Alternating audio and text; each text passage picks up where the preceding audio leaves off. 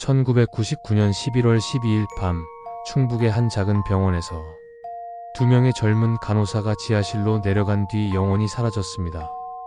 23세 박미란과 21세 최유진. 두 사람이 다시 발견된 건 23년이 지난 후였죠. 콘크리트 벽 뒤 손이 묶인 채로요. 이 사건은 한국 사회에 큰 충격을 안겼습니다. 믿었던 직장 상사가 범인이었고 23년 동안 아무도 그 진실을 알지 못했거든요. 직장 내 괴롭힘이 얼마나 무서운 결과를 낳을 수 있는지 보여주는 사건이에요. 당시 병원 간호부장이었던 김철수는 평소 여성 직원들을 지하실에 가두는 방식으로 처벌하곤 했습니다. 실수를 저지른 간호사를 몇 시간씩 지하실에 가둬두고 반성하게 만들었다는 거죠. 동료들은 이 사실을 알고 있었지만 아무도 나서지 않았어요. 조직의 위계질서 때문이었죠. 여기는 심야기록실, 오늘 밤의 기록을 시작합니다. 구독과 좋아요는 다음 사건을 이어갈 가장 큰 힘이 됩니다. 사건 당일 밤도 평범하게 시작됐습니다. 미란과 유진은 오후 8시에 출근해서 야간 근무를 시작했죠. 환자들 돌보고 약 나눠주고 혈압 재는 일상적인 업무였어요. 그런데 자정 무렵 한 환자가 심한 요통을 호소하기 시작했습니다. 필요한 진통제가 간호사실에 없었어요. 약품 창고는 지하실에 있었죠. 미라는 동료에게 유진과 함께 지하실에 약을 가지러 간다고 말했습니다. 두 사람은 폭도 안쪽 계단을 내려갔어요. 그게 마지막이었죠. 처음엔 아무도 걱정하지 않았습니다. 지하실이 넓고 방도 많아서 약을 찾는데 시간이 걸릴 거라고 생각했거든요.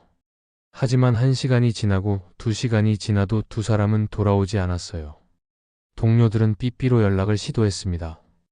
당시엔 휴대전화가 흔하지 않았고 삐삐를 사용했거든요. 하지만 아무 응답이 없었죠. 오전 3시쯤 다른 간호사가 직접 지하실로 내려가 찾아봤어요. 모든 방을 뒤졌지만 두 사람은 어디에도 없었습니다. 약품 창고 문에는 자물쇠가 걸려 있었어요. 이름을 불러도 대답이 없었죠. 더 이상한 건 휴게실에서 발견된 물건들이었습니다. 미란과 유진의 가방, 지갑, 삐삐, 심지어 겉옷까지 모두 그대로 놓여 있었거든요. 마치 연기처럼 사라진 것 같았어요. 아침이 되자 경찰이 출동했습니다. 건물을 샅샅이 뒤졌지만 단서는 거의 없었죠. 현관 CCTV에도 두 사람이 건물을 나가는 모습은 찍히지 않았어요. 수사는 처음부터 난항을 겪었습니다. 가족들은 두 사람이 가출할 이유가 전혀 없다고 증언했어요. 미란과 유진은 조용하고 성실한 간호사였거든요. 친구들도 모두 같은 말을 했죠. 도망갈 이유가 없는 사람들이었다고요. 그럼 대체 무슨 일이 벌어진 걸까요? 수사가 진행되면서 간호부장 김철수의 이름이 자꾸 언급됐습니다. 여러 간호사들이 그의 이상한 행동에 대해 증언하기 시작했거든요. 미란과 유진도 친구들에게 김철수의 괴롭힘에 대해 불평했던 것으로 밝혀졌어요. 그는 종종 퇴근 후 두 사람을 붙잡고 집까지 태워주겠다고 제안했고 모호한 칭찬을 건네곤 했죠. 더 충격적인 증언도 나왔습니다. 김철수는 실수를 저지른 간호사를 지하실에 가두는 버릇이 있었다는 거예요. 몇 시간씩 갇혀있게 하면서 자신의 행동을 반성하라고 했대요. 지하실 모든 방의 열쇠를 가진 사람은 그뿐이었죠. 실종 한 달 전에 퇴사한 간호사는 더 구체적인 이야기를 털어놨습니다. 자신도 한밤중에 지하실에 갇힌 적이 있었다는 거예요. 이경이라는 그 간호사는 환자에게 약을 제때 주지 못했다는 이유로 김철수에게 밤새 지하실에 갇혔었대요. 소리치고 문을 두드렸지만 아무도 오지 않았죠. 아침이 되어서야 김철수가 문을 열어줬고 누구한테 말하면 해고시키겠다고 위협했다고 합니다. 이 증언이 나오면서 김철수에 대한 의심이 커졌어요. 경찰이 김철수를 신문했을 때 그는 모든 걸 부인했습니다. 성희롱도 감금도 한 적 없다고 주장했죠. 실종 당일 밤엔 집에서 아내와 함께 있었다고 말했어요.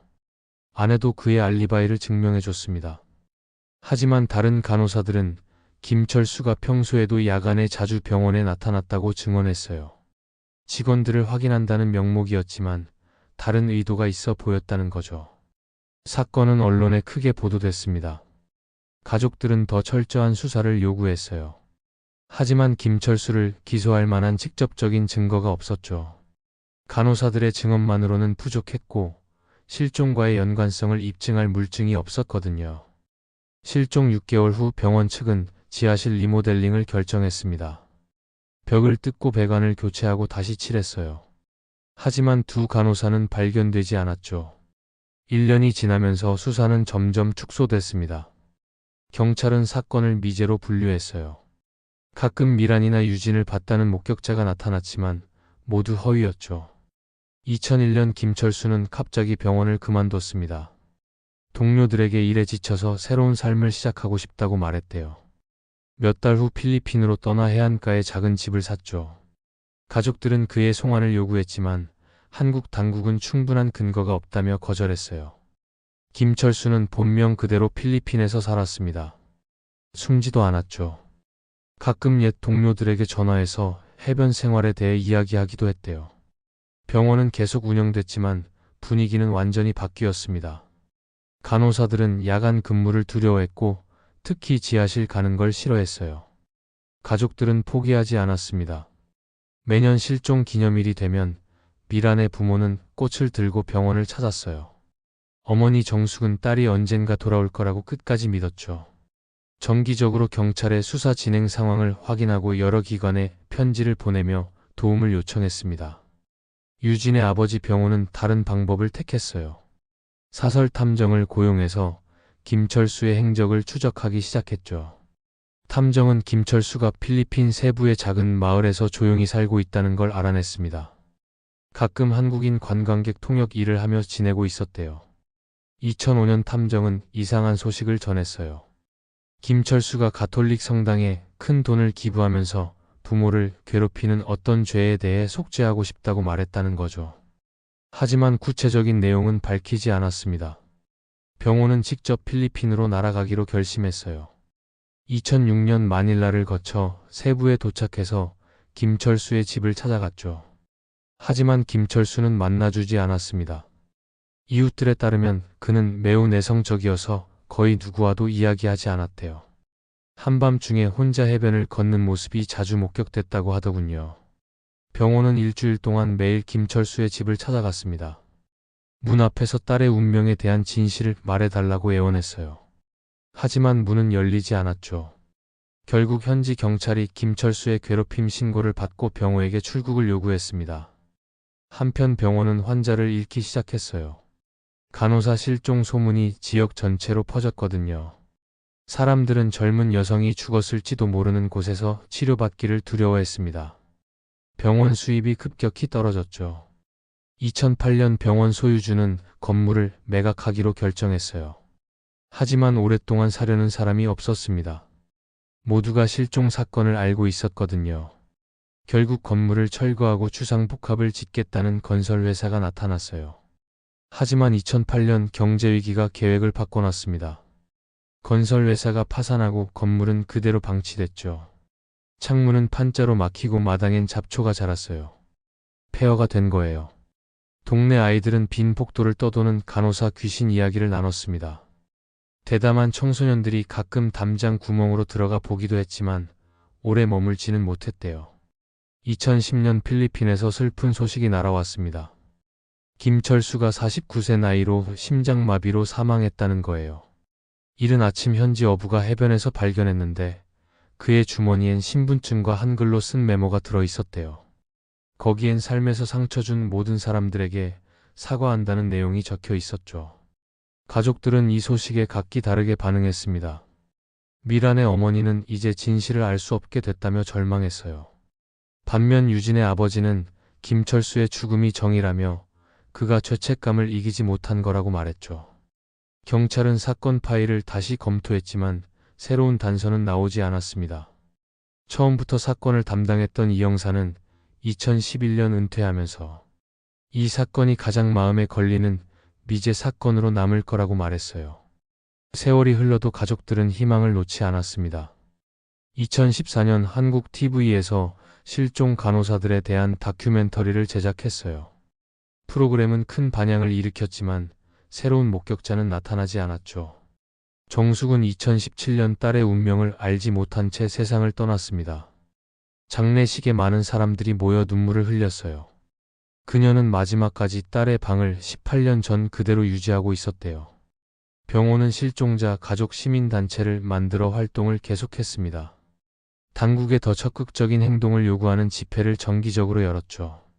전국의 다른 실종자 가족들로부터 지지를 받았어요. 2020년 팬데믹이 시작되면서 공개 행사는 중단됐지만 병원은 온라인으로 활동을 옮겼습니다. 딸을 포함한 실종자들의 정보를 올린 웹사이트를 만들었어요. 2021년까지 이 사건은 대부분 잊혀졌습니다. 범죄학자나 미제 사건 전문 기자들만 기억할 뿐이었죠. 일반인들은 이야기를 잊어갔어요. 폐허가 된 병원 건물은 도시 풍경의 일부가 됐습니다. 당국이 여러 번 매각을 시도했지만 철거 비용이 너무 많이 든다는 이유로 거절당했죠. 건물은 시간과 날씨에 천천히 무너져 갔어요. 2022년 봄, 시청은 마침내 건물 철거를 결정했습니다. 지역 개발이 활발하게 진행되고 있었고 새 쇼핑센터 건설이 계획됐거든요. 폐허는 경관을 해치고 위험했죠. 대한건설이 철거 업체로 선정됐어요. 작업은 2022년 5월에 시작됐습니다. 8명으로 구성된 팀이 위층부터 건물을 해체하기 시작했죠. 현장 감독 박성호는 3주 안에 작업을 완료할 예정이었습니다. 일은 계획대로 진행됐어요. 지붕과 3층을 해체하고 2층, 1층 순서로 내려갔죠. 첫 주말까지 지하실에 도달했습니다. 5월 23일 작업자들은 지하실에서 배관과 전기선을 제거하고 있었어요. 지하실은 넓었습니다. 보일러실, 긴 폭도 많은 시설이 있었죠. 작업자 김동수가 지하실 안쪽 벽을 해체하다가 뭔가 이상한 걸 눈치챘습니다. 그 벽이 다른 부분보다 새로워 보였거든요. 시멘트 색도 다르고 돌의 질감도 약간 달랐어요. 동수는 현장 감독을 불렀죠. 박성훈이 그 벽을 자세히 조사해봤습니다. 확실히 이 부분은 나중에 추가된 거였어요. 아마 원래 문이나 창문이 있다가 막아버린 것 같았죠. 망치로 첫 타격을 가하자 벽이 얇다는 게 드러났습니다. 겨우 20cm 정도의 시멘트였어요. 분명 뒤에 공간이 있었죠. 작업자들이 구멍을 넓히고 손전등으로 안을 들여다봤어요. 그들이 본 건 작은 방이었습니다. 세로 2m, 가로 3m 정도. 그리고 거기 흰 옷을 입은 두 구의 해골이 누워 있었어요. 손목뼈엔 금속 수갑이 채워져 있었죠. 박성우는 즉시 작업을 중단하고 경찰에 신고했습니다. 30분 후 강형사가 이끄는 감식팀이 현장에 도착했어요. 현장은 테이프로 봉쇄됐고 철저한 조사가 시작됐죠. 전문가들이 봉인된 방에서 유골을 조심스럽게 꺼냈습니다. 예비 조사 결과 두 젊은 여성의 유골로 추정됐어요. 한 해골엔 긴 머리카락이 아직 남아 있었습니다. 강형사는 즉시 실종 간호사 사건을 떠올렸습니다. 너무 많은 우연이 일치했거든요. 흰 옷, 장소, 피해자 나이까지. 그는 경찰 기록 보관소에 연락해서 박미란과 최유진 사건 자료를 요청했어요. 발견 소식은 순식간에 전국으로 퍼졌죠. TV 방송국들이 프로그램을 중단하고 긴급 뉴스를 내보냈습니다. 기자들이 옛 병원으로 몰려들었어요. 병원은 TV 뉴스를 통해 발견 소식을 알았습니다. 노인은 화면을 보며 울었어요. 23년을 기다렸지만 진실이 밝혀졌을 때 느낀 건 슬픔과 공허함 뿐이었죠. 유골은 국립과학수사연구원으로 보내져 검사됐습니다. DNA 분석으로 모두가 이미 알고 있던 사실이 확인됐어요. 확실히 미란과 유진이었죠. 법의학 전문가는 그녀들의 마지막 시간을 재구성했습니다. 두 사람 모두 질식사했어요. 환기 없는 밀폐 공간에서 산소가 빠르게 고갈됐던 거죠. 뼈에는 생전에 가해진 여러 상처가 있었습니다. 갈비뼈와 턱의 골절이 보였어요. 손목과 발목에 묶인 흔적도 발견됐죠. 소녀들은 맞고 묶인 채 작은 방에 갇혀 죽도록 방치됐던 겁니다. 그 후 방은 시멘트로 봉인됐어요. 전문가는 사망 시기를 1999년 11월로 단정했습니다. 경찰은 강형사 지휘 아래 수사를 재개했어요. 주요 용의자 김철수는 이미 죽었지만 전체 범죄 양상을 재구성하고 공범자를 찾고 싶었죠. 옛 병원 직원들이 새로운 증언을 내놨습니다. 많은 이들이 김철수의 이상 행동, 간호사 감금 버릇, 소녀들에 대한 괴롭힘을 자세히 말했어요. 사무직으로 일했던 이영수는 실종 당일 밤 새벽 2시쯤 건물에서 김철수를 봤다고 인정했습니다. 당시엔 대수롭지 않게 여겼대요. 부장이 이상한 시간에 나타나는 건 종종 있는 일이었거든요. 하지만 지금 생각해보니 범죄와 관련됐을 가능성이 높다고 깨달은 거죠. 수사관들은 그날 밤 사건 경위를 대략 재구성했습니다. 김철수는 약을 가지러 간다는 핑계로 소녀들을 지하실로 유인했어요. 거기서 두 사람을 공격해 때리고 묶어서 방에 가뒀죠. 그 후 입구를 시멘트로 봉인해서 무덤을 만든 겁니다. 시멘트 검사 결과 벽이 1999년 11월과 12월 사이에 봉인된 것으로 밝혀졌어요. 수사 가설과 완전히 일치했죠. 김철수는 건축 자재에 접근할 수 있었습니다.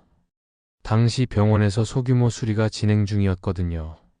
2022년 8월 경찰은 공식적으로 사건을 종결했습니다. 김철수를 밀환과 유진 살해 혐의로 유죄 판결했어요.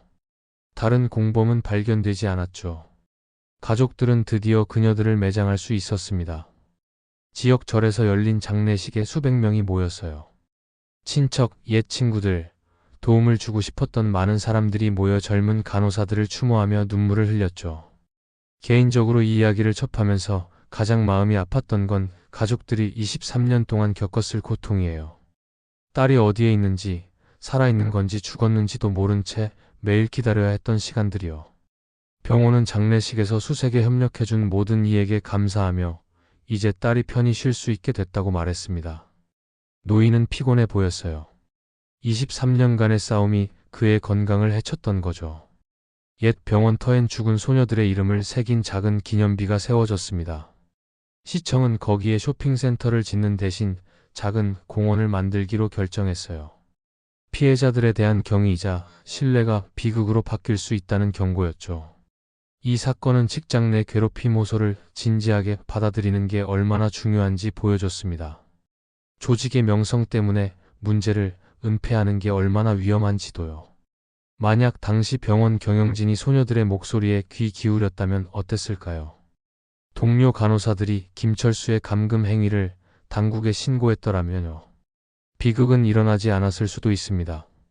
하지만 위계질서, 침묵의 문화, 사건을 감추려는 조직의 태도가 결국 두 젊은 생명을 앗아간 거죠. 오늘은 1999년 충북에서 사라진 두 간호사의 이야기였습니다.